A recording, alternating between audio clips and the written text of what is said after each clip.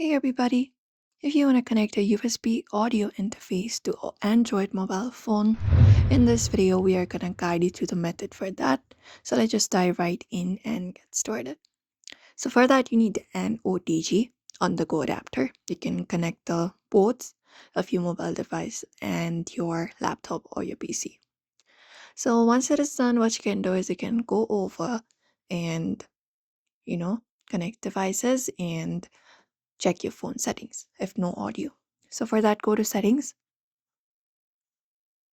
and scroll down, find the option for developer options, and there find the option for audio routing.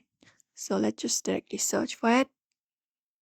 I'm typing in USB audio routing and turn it on. You can turn this option on right here. Now, what you need to do is once you find that option for USB audio routing under media, you just need to enable this option. If it's already you can just go and do so if it's already on and causing the issues and complete this up. Apart from that, you can select USB configuration as well.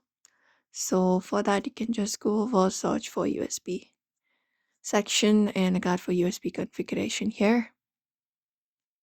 So let's just go over and search for it. USB configuration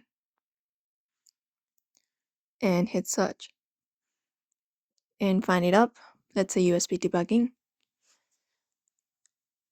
And once you go to the USB debugging section, you need to turn on this option. And while this is turned on, you can choose audio source or MTP. You can select it up. And once it is done, you can open up your recording application. So you can just go and access the recording application. And then, select the USB audio interface as the input or microphone source in its settings. So go to the app and you can access the settings at the top. Tap on the three dot, look out for the settings.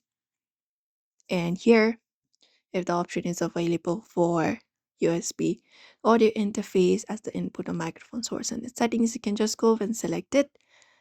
And once it is done, you can start recording in your app and you should be seeing the waveforms, hear audio through your headphones connected to the interface, not the phone speaker. And that's it.